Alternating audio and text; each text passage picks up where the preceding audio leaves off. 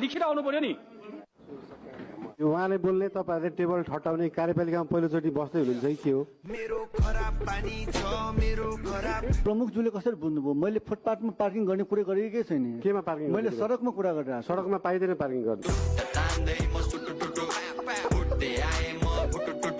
सडक विभागको आफ्नै ऐन छ होइन, हामी उहाँसँग समन्वय गर्ने। सडक विभागको ऐन अनुसार हो त्यो। हामीले गरेको काम चाहिँ सडक विभागको ऐन अनुसार छ। हाम्रो संस्थाले किन काट्दैछ त्यो कानुन कारबाही गरौँला नि त।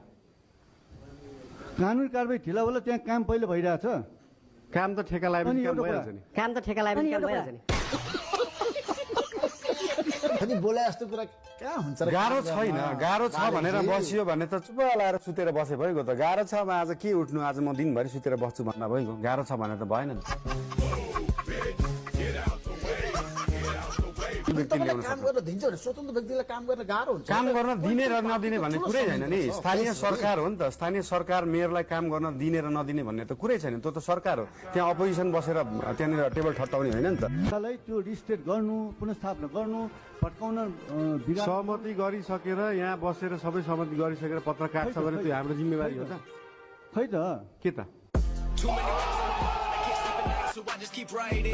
च्यालेन्ज गर्नुहोस् ल। आज यो बैठकमा च्यालेन्ज गर्नुहोस्। 22 वडाले अहिलेसम्म गरेको यो जति पनि गरिबी छ गैर कानुन सम्बन्धी तपाईँ कानुन रूपमा जानुहोस्, तयार छु।